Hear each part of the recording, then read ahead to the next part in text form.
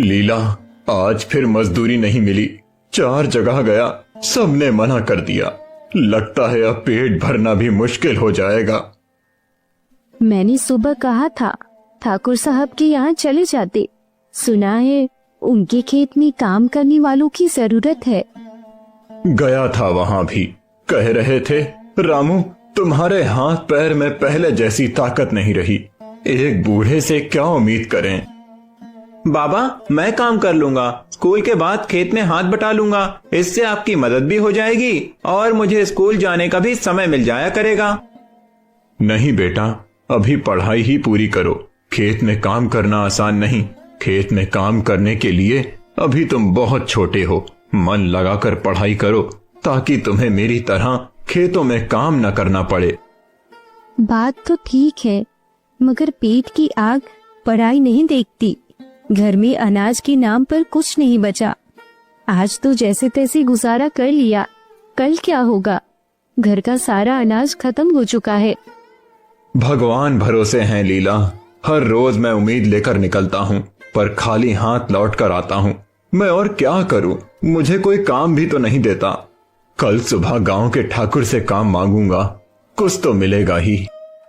ठाकुर साहब से? अरे, पिछली बार भी तो टाल दिया था। उनका भरोसा मत करना।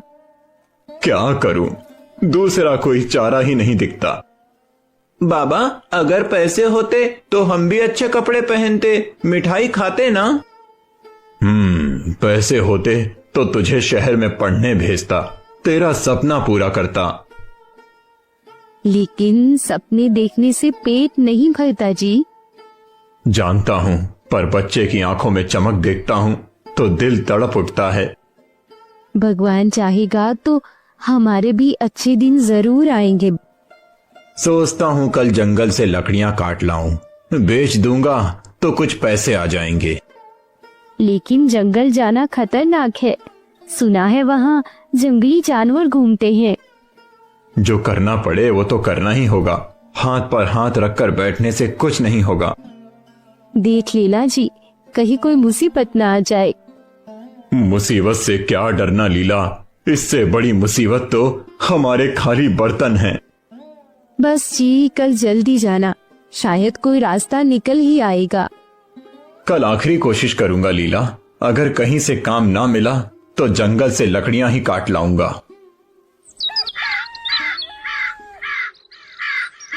अगली सुबह रामू भोर होते ही उठ गया। फटे पुराने कपड़े पहनकर खाली झोला लिए काम की तलाश में निकल पड़ा। आज तो कुछ ना कुछ करके ही लौटूंगा।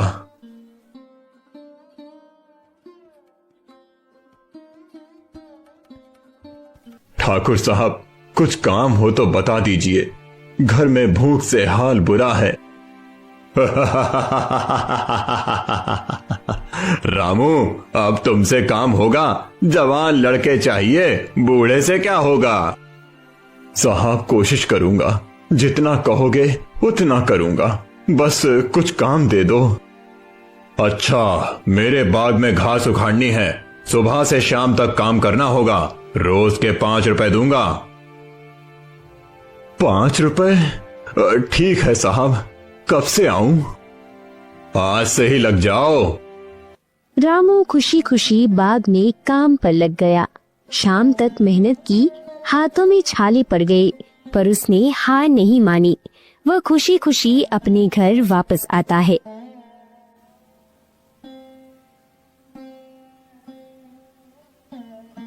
क्या हुआ जी? काम क्या हुआ जी? काम मिला? हाँ, ठाकुर साहब के बाग में काम मिला है। बाबा, आज अच्छा खाना मिलेगा ना? उस रात पहली बार उनके घर में भूख की जगह उम्मीद थी। मेहनत की लौ जल चुकी थी और रामू ने ठान लिया था कि वह कभी हार नहीं मानेगा।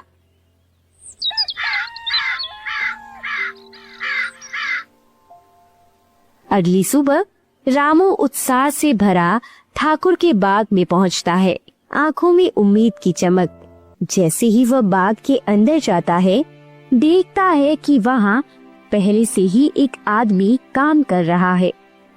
अरे ये कौन काम कर रहा है? ओ भाई, कौन हो तुम? क्या काम है? मेरा नाम रामू है। ठाकुर साहब ने कल मुझे यहाँ काम पर रखा था। तुम यहाँ क्या कर रहे हो? मेरा नाम रघु है। ठाकुर साहब ने ही रखा है। सुबह से काम कर रहा हूँ। लेकिन उन्होंने तो मुझसे कहा था कि बाग की घास उड़ानी है। भाई, मैं क्या करूं? मुझे तो बस काम के लिए बुलाया गया। तुम ठाकुर साहब से ही पूछ लो। रामू हैरान होकर इधर उधर देखता है। तभी ठाकुर साहब बाग में आते हैं। क्यों रामू, सुबह सुबह कैसे आना हुआ? साहब, आप ही ने तो कल कहा था कि बाग में घास उखाड़ने का काम कर देना। मैं तो उसी के लिए आया हूँ। लेकिन ये रघु। हाँ हाँ, कहा तो था, लेकिन अब काम की जरूरत नहीं। रघु को रख लिया है। मगर साहब, आपने मुझसे वादा किया था। मेरे घर में खाने को कुछ नहीं है। मेरी हालत देखिए।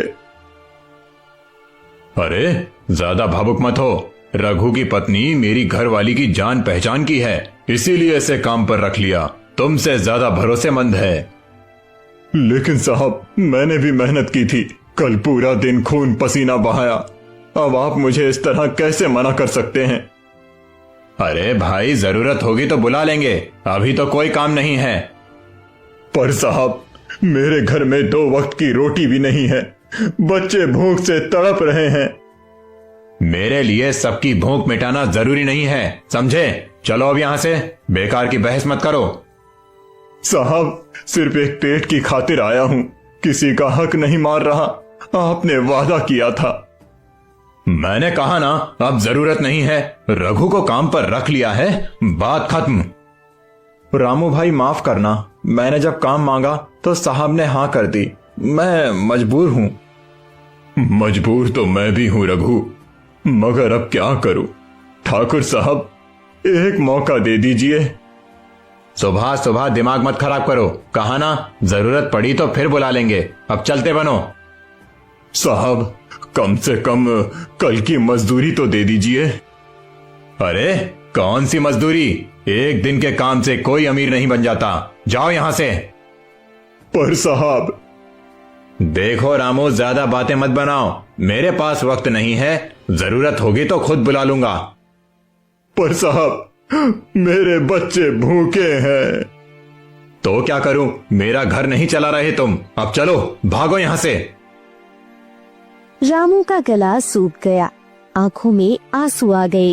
वह चुपचाप सिर झुकाकर लौटने लगा। रामू भाई, बुरा मत मानना। मेरी भी मजबूरी है। तेरी क्या गलती रघु? गलती तो मेरी किस्मत की है। रामू भारी कदमों से ठाकुर के बाग से लौटता है। माथे पर पसीना, दिल में उदासी और आंखों में चिंता। घर के दरवाजे पर पहुंचकर उसने धीरे से पुकारा, लीला, दरवाजा खोल। दरवाजा खुलता है। लीला की आंखों में उम्मीद की झलक थी, पर रामू का चेहरा देखते ही वह समझ गई कि कुछ ठीक नहीं हुआ। क्या हुआ जी? काम मिल गया? नहीं, ठाकुर ने मना कर दिया।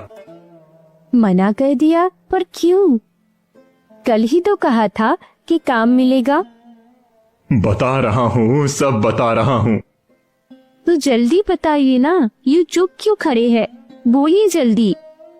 जब मैं बाग में पहुंचा तो वहां पहले से ही एक आदमी काम कर रहा था, रघु नाम का। क्योंकि उनकी बीबी ठाकुर की घरवाली की जान पहचान की है। अपने ही लोग अपनों को काम देंगे ना, हमें क्यों देंगे?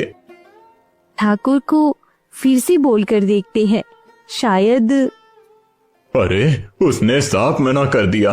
कहता है काम नहीं है, जरूरत होगी तो बुला लेंगे। जब जरूरत होगी तब तो हम भूखे मर जाएंगे। और राघव, उसका क्या? वो भी तो हर रोज भूख से बिलखता है ना। सुनो जी, एक बात कहूं? बोलो। जंगल से लकड़ियां काट लाओ, बेचेंगे तो कुछ पैसे आ जाएंगे। कम से कम 1-2 दिन का गुजारा तो हो ही जाएगा। सोच ही रहा हूँ, मगर जंगल जाना आसान नहीं है। सुना है वहाँ जंगली जानवर घूमते हैं। तो क्या भूखे मर जाए? एक बार फिर कोशिश करके तो देखो, शायद कुछ हाथ लग जाए। हाँ, सही कह रही हो, खाली बैठने से कुछ नहीं होगा। रामू ने लंबी सांस ली और घर से बाहर निकल पड़ा। रास्ते में एक पेड़ के नीचे बैठा हुआ आदमी दिखा, जो सिर झुकाए सोच में डूबा हुआ था। पास जाने पर पहचान गया, वह सुखिया था। अरे सुखिया, तू यहाँ क्या कर रहा है? क्या बताऊं भाई, मन भर गया है। क्यों रे, क्या हुआ? वही जो तेरे साथ हुआ, काम से निकाल दिया। तुझे भी? पर क्यों? कहते हैं अब तेरा काम नहीं चाहिए, तेरी जगह किसी और को रख लिया। तेरी जगह भी किसी अपने को ही रखा होगा, है ना? हाँ, साले बड़े लोग हम जैसे गरीबों की हालत नहीं समझते, बस अपने अपने लोगों को काम पकड़ा देते हैं। तो अब क्या करेगा? पता नहीं, सोच रहा था जंगल से लकड़ियां काट लाऊं, बेचूंगा तो 2 पैसे मिलेंगे। तो फिर मेरे साथ चल, मैं भी यही सोच रहा हूं। 2 आदमी रहेंगे तो थोड़ा हौसला बना रहेगा। हाँ भाई, साथ चलेंगे तो डर भी कम लगेगा। रामू और सुखिया दोनों जंगल की ओर बढ़ने लगे। रास्ते भर दोनों अपने अपने दुख बांटते रहे। रामू, तेरा राघव कैसा है? कहने को तो ठीक है, लेकिन पेट खाली हो तो बच्चा भी बुझा बुझा सा रहता है। मेरे छोटे मोहन ने भी सुबह से कुछ नहीं खाया। पूछ रहा था, बाबा रोटी कब मिलेगी? क्या बताता उसे। बच्चों के सवालों के आगे हम जैसे गरीब बेबस हो जाते हैं सुखिया, दिल तड़प उठता है। सच कह रहा है भाई। जंगल का रास्ता सुनसान था। दोनों धीरे धीरे आगे बढ़ते गए। सुन, लकड़ी काटने की जगह कहाँ मिलेगी? आगे नदी किनारे बबूल के पेड़ हैं, वहीं से लकड़ी काट लेंगे। ठीक है, जल्दी चलते हैं, शाम होने से पहले लौटना भी है। हाँ, यहाँ जंगली जानवरों का डर भी है, रात में रहना खतरे से खाली नहीं है। दोनों ने जंगल में घुसकर सूखी टहनियां इकट्ठी करनी शुरू की। परिश्रम से पसीने में भीगते हुए भी उनके चेहरे पर आशा की किरण थी। रामू और सुखिया जंगल में लकड़ियां बीनते और धीरे धीरे आगे बढ़ रहे थे। तभी रास्ते में एक बड़े पत्थर के पास एक साधु बाबा बैठे दिखे। लंबी जटा, भस्म लगा हुआ शरीर और आंखों में एक रहस्यमयी चमक। बाबा ने दोनों को रोक लिया। रुको बेटा, कहाँ जा रहे हो तुम दोनों?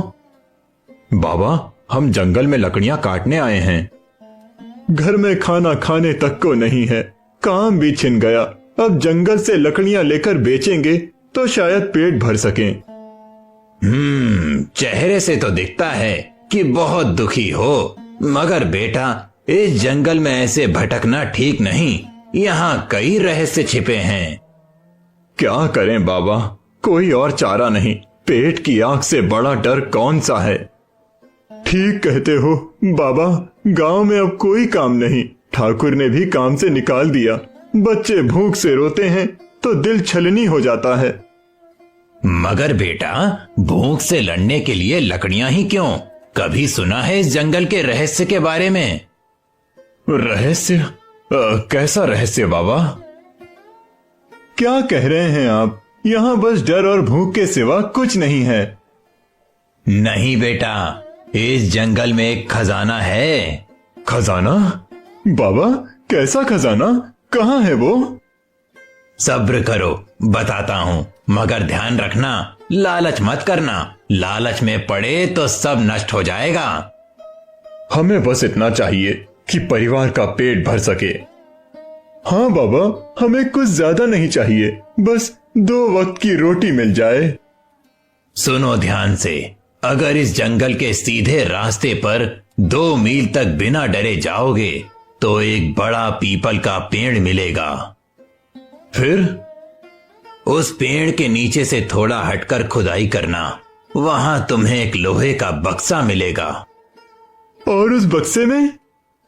बक्से में जंगल का खजाना है, सोना, चांदी, हीरे, जवाहरात, मगर ध्यान रखना उस खजाने में से बस उतना ही लेना जितनी जरूरत हो। लालच करोगे तो बर्बाद हो जाओगे। बाबा, ये कोई धोखा तो नहीं? बिल्कुल, अगर सच होता तो अब तक किसी को मिल गया होता। धोखा नहीं बेटा, इस जंगल की सच्चाई बहुत कम लोग जानते हैं। जो लालची होते हैं वो खजाने तक पहुंच ही नहीं पाते, रास्ते में ही खो जाते हैं। और जो लालच ना करें? जो जरूरत भर ही लेते हैं वो सही सलामत लौट आते हैं। मगर याद रखना, अगर बक्से से जरूरत से ज्यादा लिया तो विनाश निश्चित है। बाबा, एक बात बताइए, अगर हमें खजाना मिला तो किसी को बताना तो नहीं पड़ेगा? नहीं, मगर जो लो ईमानदारी से बांट लेना, कोई कपट मत करना। तो बाबा, हम जाएं? जाओ बेटा, मगर सावधान रहना, लालच में मत फंसना। बाबा, और कोई बात, कुछ और ध्यान रखने की जरूरत है? हाँ, अगर रास्ते में कोई अजीब आवाज सुनो या कोई परछाई देखो तो पलट कर मत देखना, बस चलते रहना। अजीब आवाज? हाँ, वो खजाने की रक्षा करने वाली आत्माएं हैं, लालची को ही परेशान करती हैं। और अगर हम बिना लालच के जाएं? तो तुम्हें कोई नुकसान नहीं होगा। ठीक है बाबा, हम वैसा ही करेंगे जैसा आपने कहा। धन्यवाद बाबा, आपकी कृपा रही तो हमारा भाग्य बदल जाएगा। भाग्य खुद बनता है बेटा, मेहनत और ईमानदारी ही असली खजाना है। रामू और सुखिया ने बाबा को प्रणाम किया और जंगल के भीतर उस रहस्यमयी पीपल की ओर बढ़ गए।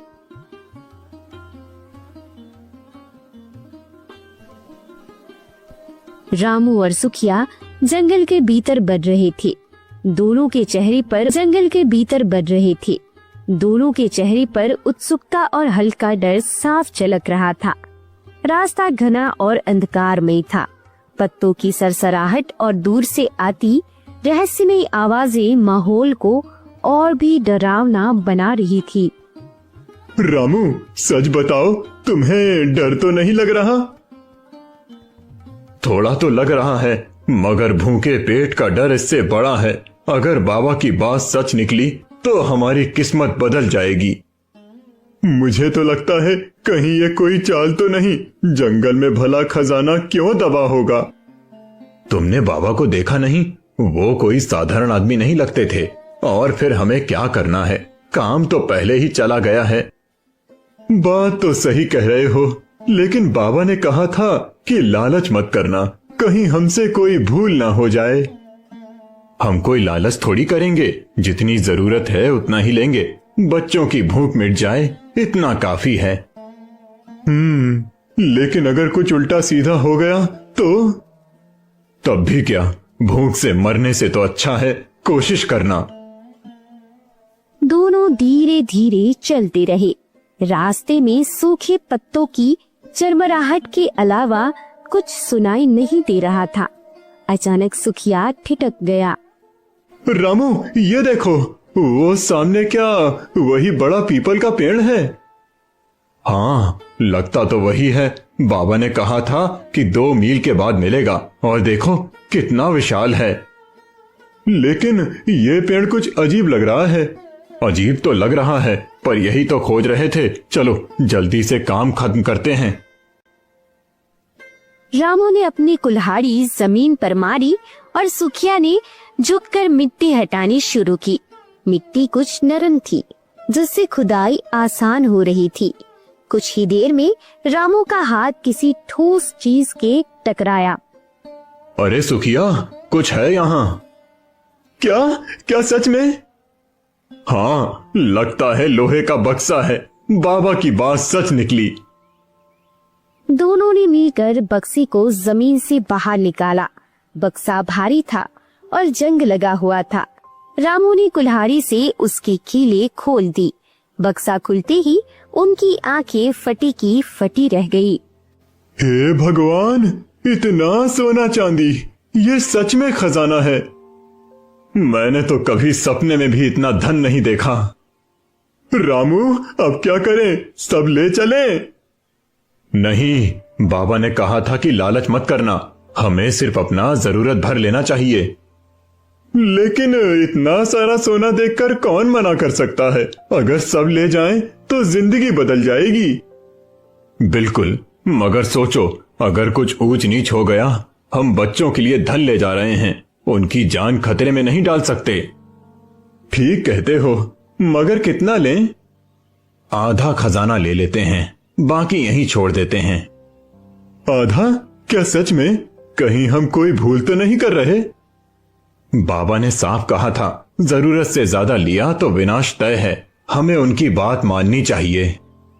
ठीक है, तुम आधा निकालो, मैं इधर नजर रखता हूँ। रामू ने बक्से में से आधा सोना चांदी निकाल लिया। सुखिया ने बक्से को दोबारा उसी जगह पर दबा दिया और ऊपर से मिट्टी डाल दी।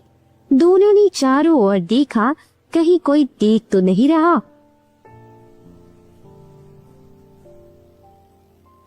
अब चलते हैं, रात गहरी जा रही है, कहीं कोई मुसीबत ना आ जाए। हाँ, जल्दी निकलते हैं। दोनों ने खजाना अपने कपड़ों में छिपाया और जंगल से बाहर की ओर बढ़ चले।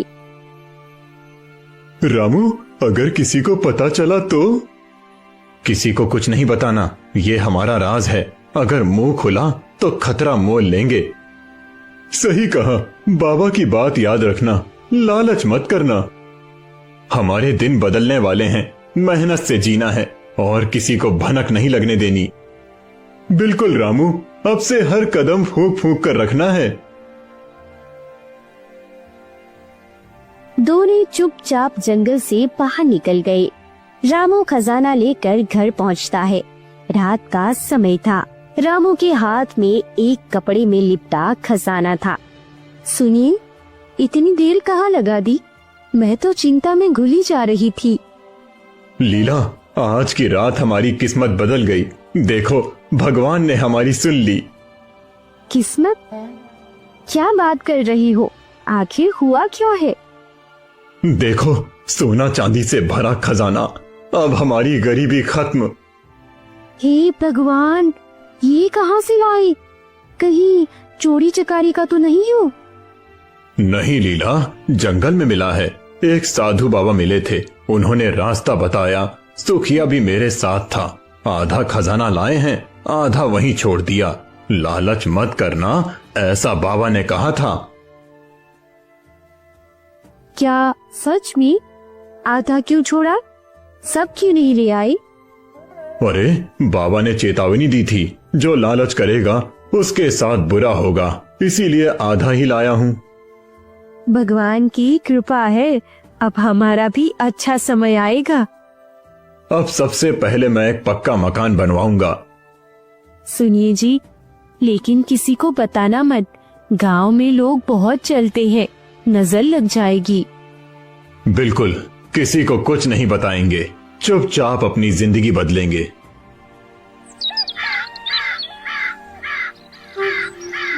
कुछ महीनों बाद रामू ने गांव में एक बड़ा पक्का मकान बनवा लिया। सच में भगवान ने हमारी सुन ली। अब हम किसी के आगे हाथ नहीं फैलाएंगे। हाँ लीला, मेहनत से जीना है और हमेशा भगवान का शुक्रगुजार करना है।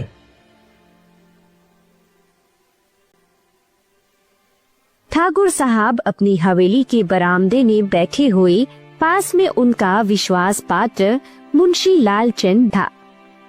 मुंशी, ये रामू और सुखी अचानक अमीर कैसे हो गए? कल तक तो दोनों चिथड़े पहने फिरते थे, अब देखो पक्का मकान खड़ा कर लिया। तुझे कुछ पता चला?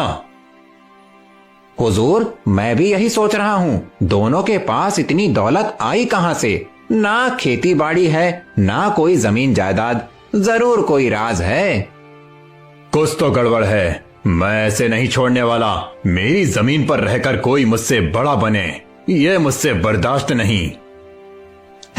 बिल्कुल सही फरमाया सरकार, कहीं चोरी चकारी तो नहीं की दोनों ने?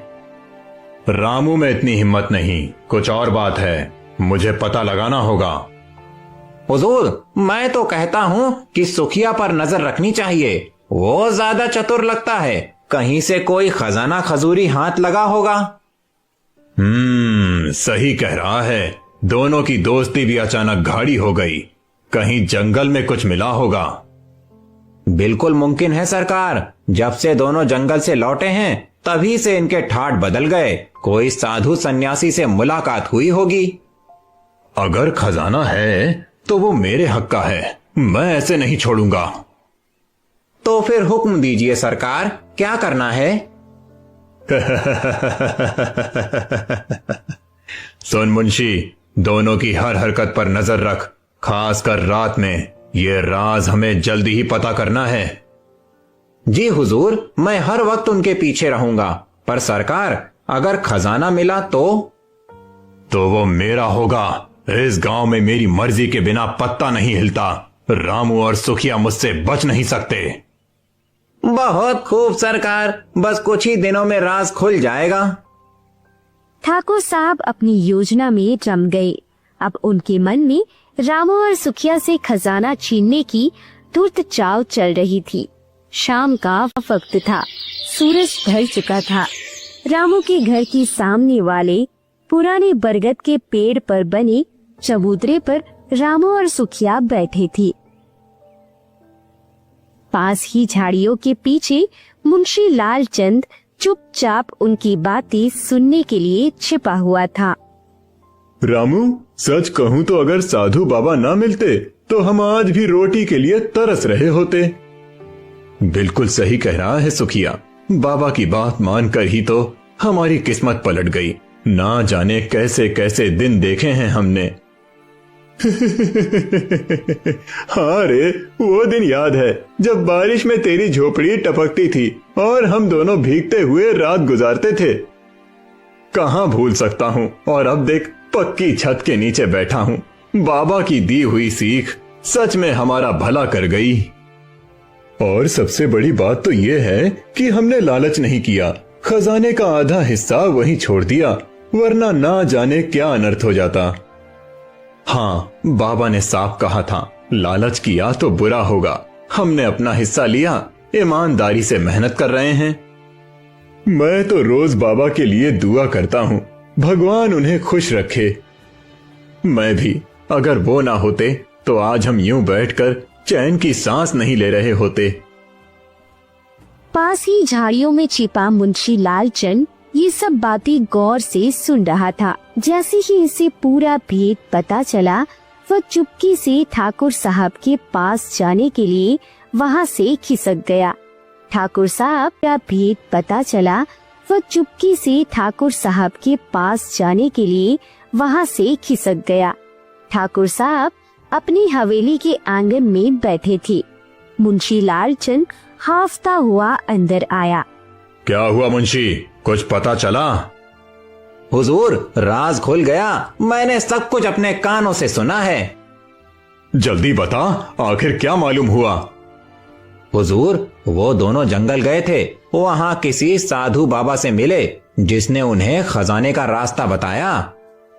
खजाना? तू पक्का कह रहा है? जी सरकार, मैंने अपनी आंखों से देखा और कानों से सुना। दोनों ने खजाना पाया और आधा हिस्सा वहीं छोड़ दिया, जैसा बाबा ने कहा था। ओह, तो ये बात है, तभी इतनी जल्दी अमीर बन गए दोनों। हुजूर, अगर हम भी उस खजाने तक पहुंच जाएं, तो पूरी जिंदगी चैन से कटेगी। लेकिन काम ध्यान से करना होगा। अगर किसी को भनक भी लगी तो बात बिगड़ जाएगी।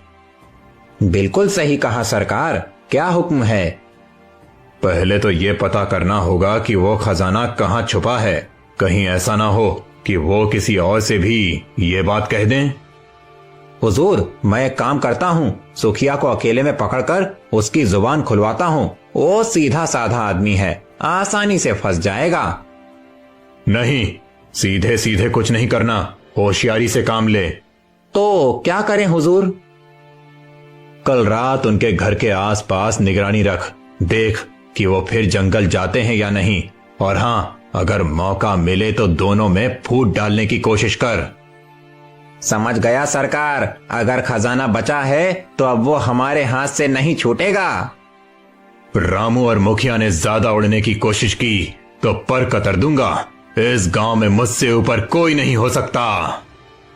हुजूर, आपकी मर्जी से ही सूरज निकलता है। आप कहें तो आज रात से ही काम शुरू कर दूं। रात में ध्यान रखना। अगर दोनों में से किसी ने कुछ बताया तो खबर मुझे दे, मैं अपना तरीका अपनाऊंगा। आप फिक्र ना करें सरकार, अब खजाना ज्यादा दिन तक छुपा नहीं रहेगा। अगर वो खजाना मेरा नहीं हुआ तो मैं किसी को चैन से नहीं रहने दूंगा। दोनों की आंखों में लालच की चमक थी। अब वे रामू और सुखिया की खुशियों की छीनने की पूरी योजना बना चुके थे।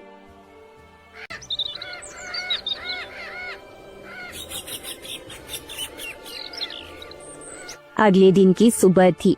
सुखिया अपने घर के सामने बैठा, तभी मुंशी लालचंद धीरे धीरे उसकी ओर बढ़ा। उसकी आंखों में एक चालाकी भरी चमक थी। अरे सुखिया भैया, क्या हाल चाल है? बड़ा खुश नजर आ रहे हैं आजकल। अरे मुंशी जी, भगवान की कृपा है, सब बढ़िया है। वाह भाई, मैं तो कहता हूँ आदमी की किस्मत जब बदलती है तो सब कुछ बदल जाता है। वैसे एक बात पूछूं? पूछिए मुंशी जी। सुना है तू और रामू रातों रात अमीर बन गए। भाई, कोई राज की बात है क्या? अरे मुंशी जी, ऐसी कोई खास बात नहीं, मेहनत का फल मिला बस। सुखिया, मुझसे क्या छुपाएगा? तुझे मैं कब से जानता हूँ। देख, मैं तेरा भला चाहता हूँ, कहीं ऐसा ना हो कि कोई और तेरी किस्मत लूट ले। मुखिया जी, ये बात किसी से मत कहिएगा। हम दोनों ने जंगल में एक साधु बाबा से सुना था कि पीपल के पेड़ के नीचे एक खजाना छुपा है। हमने जाकर खोदा तो सच में मिला। क्या? सच में खजाना? हाँ, मगर बाबा ने कहा था कि लालच मत करना। हमने आधा लिया, आधा वहीं छोड़ दिया। अच्छा, कहाँ है वो पीपल का पेड़? जंगल के बीचों बीच। लेकिन मुंशी जी, लालच बुरी चीज है। बाबा की बात सच निकली, आधा ही लिया, इसीलिए खुश हैं। तू फिक्र मत कर, मैं तेरा भला चाहता हूँ। ये बात मैं सिर्फ अपने तक रखूंगा।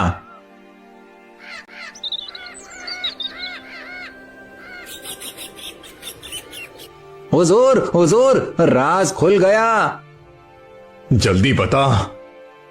जंगल में एक पीपल के पेड़ के नीचे खजाना है। आधा खजाना तो वो ले गए, लेकिन आधा खजाना अभी भी वहीं दबा है। तो देर किस बात की, आज ही चलकर उठा लेते हैं। मैं कोई सुखिया रामू नहीं कि लालच से डर जाऊं। हुजूर, आज रात को ही निकलते हैं, कोई देख ना ले।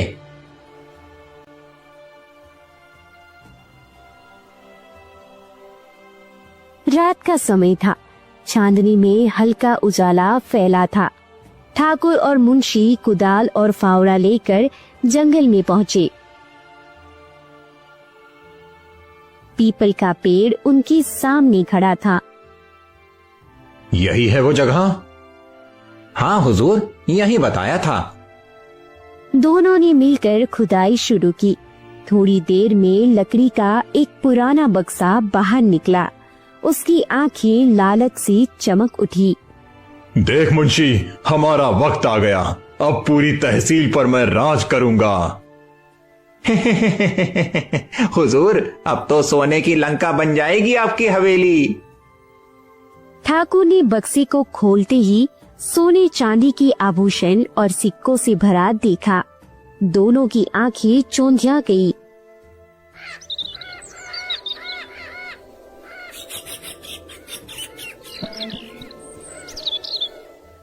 कुछ महीने बीत गए। ठाकुर ने खजाने से व्यापार में पैसा लगाया। हवेली के बाहर ठाकुर और मुंशी मायूस बैठे थे। मुंशी, ये क्या हो गया? खजाना तो मैंने लिया, फिर ये बर्बादी क्यों? हुजूर, बाबा ने कहा था लालच बुरी चीज है। हमसे भूल हो गई। चुप रहे, तेरी वजह से मेरा सर्वनाश हो गया। दूसरी ओर रामू अपने घर में बैठे आराम से अपने बेटे राघव के साथ खेल रहा था। सुखिया भी खुशहाल जीवन जी रहा था। दोनों ने जो लिया उसी में संतुष्ट थे और उनका जीवन सुखमय बीतने लगा।